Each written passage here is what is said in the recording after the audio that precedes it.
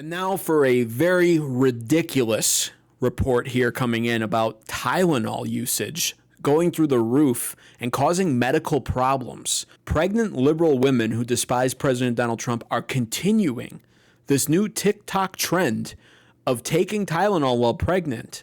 And while many of them are just popping 1 or 2 capsules for the sake of the camera and for views, some of them are going to extremes, inhaling like half of a bottle. And the consequences are coming in. But before I show you that, I want to show you specifically this video here, because this is incredibly alarming and points to the severe delusion and the real effect that we see in people when it comes to Trump derangement syndrome, which in my opinion at this point should actually be classified as a mental illness. 28 weeks pregnant. You know what I'm going to take?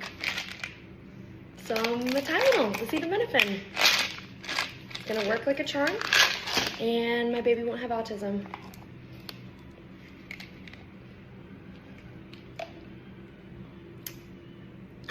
What's scary about this is not that it's a pregnant woman taking Tylenol. If all you had was no context and you just saw this video, you would just think she's a stupid woman unnecessarily putting her child at risk. But what makes this so inexcusable is that people have tracked her back, according to her screen name, and found out that she works in fertility medicine.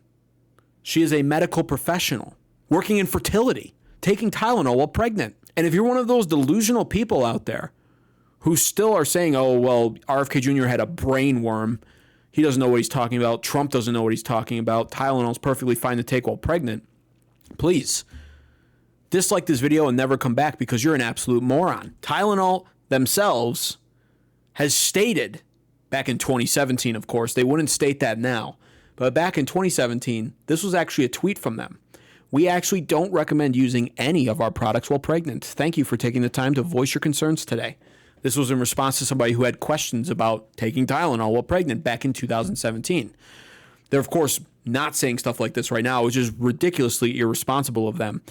But that's because they know they're under attack now from RFK Jr. as the Secretary of Health and Human Services, and they know they're under attack technically by the Trump administration. And so their most recent statement was talking about how they believe in science, leaving anything like this out of it. Nevertheless, this is a statement made by them, and it's true. And now we're learning more because of RFK Jr. Whether you want to believe it or not, RFK Jr. links possible autism and ADHD rates in newborns born from mothers who took Tylenol during their pregnancy. And it's not just RFK Jr. I went over this in my other video. A Harvard study and a Johns Hopkins study confirms this. This is a very eye-opening video right here of this lady saying that she has a couple of Tylenol facts that you need to listen to.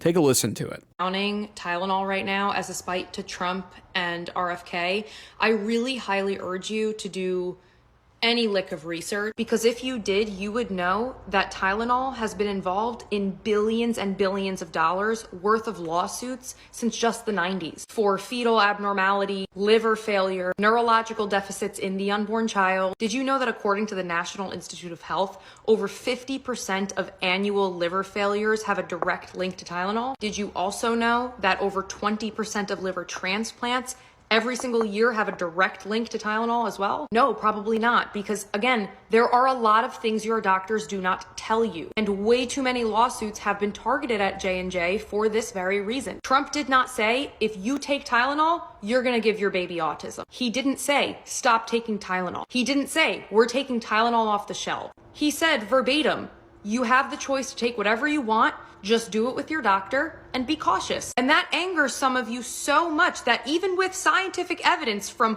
over 10 reputable medical universities, some of the best in the world, and our own health institutes also citing data as to how Tylenol has historically been incredibly dangerous, and that J&J has failed to disclose these issues, you will still call Trump incompetent and wrong. No, you shouldn't take medical advice from anyone that doesn't have a medical degree or isn't a scientist or isn't a researcher. But there might be a reason that all of these reputable institutions have not only done these studies for numerous decades now, but have also had specific findings. There's also a reason that Tylenol is one of the most common poisonings in our country every single year, because even under doctor's advice, and even if you take the perfect dosage, it's incredibly easy to overdose. And on top of that, on the topic of Tylenol poisoning, I found this page on X You should go give it a follow if you're on X. You should also follow my page on X, American Advocates. But Nicole Siratek, I don't know how to say that name, but she's created an entire page dedicated to nursing in the medical field. And this is her discussing a very troubling report that she received about a pregnant woman probably trying to create a TikTok about taking Tylenol while pregnant, who went just way too far with it. It's actually horrifying. Take a listen. I got a call, a very frantic call at 4 o'clock in the morning from a husband whose wife is now dying of liver failure on a ventilator in an ICU because she was trying to prove that Tylenol doesn't cause autism because of what Trump said on the news. Mind you, that's a Harvard study. Now, whether or not you believe the Harvard study or not is not the issue here. The issue is that she's somewhere between 23 to 25 weeks and she overdosed on Tylenol. And she's going to die. She's not going to come off that ventilator. And the guy got my phone number from somebody. Somebody gave it to him. I mean, guys, it's early in the morning. I'm still in Hello Kitty sweatpants in my gym trying to work out. And she's gonna die. It's gonna be, let me tell you something about Tylenol overdosing and death, is that if you aren't administered the antidote, it is a very slow and painful death, okay? Because Tylenol, as well as Benadryl and aspirin, are the 3 most common OTCs that people will typically try to unalive themselves with, so I don't get censored.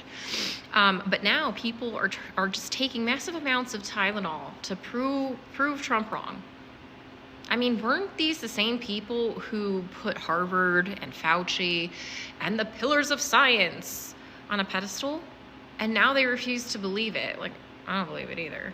But I'm also not going to go overdose on Tylenol either.